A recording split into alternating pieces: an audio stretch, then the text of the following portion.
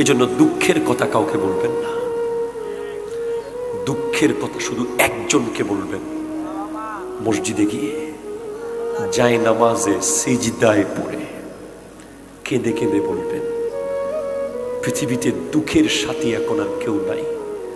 Even অনেক বাবা মাও আছে যেই ছেলে লস খেয়েছে তার প্রতি মোহাব্বত কমে গেছে, যেই ছেলে লাভে আছে তার প্রতি ভালোবাসা বেড়ে আছে, যেই ছেলের ইনকাম বেশি তার কদর বেশি, যেই ছেলের ইনকাম কম তার কদর কম। এটা পৃথিবী, এটা পৃথিবী ভাই, এটা জান্নাত না। এটা একটা ভয়ঙ্কর জায়গা যেখানে আসলে কেউ কারো না।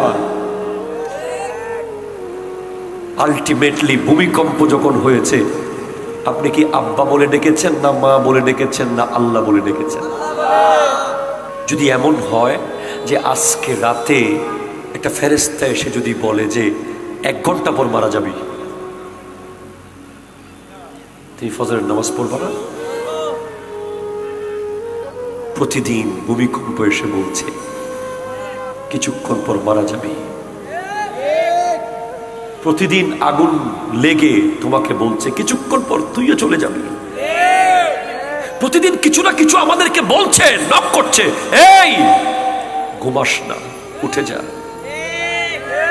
তোমার এত সাহস, তোমার বুকে এত বড় পাটা, তুমি ফজরের নামাজ না পড়ে হাসতেছো, হাঁটতেছো, খাইতেছো, ঘুমাচ্ছ।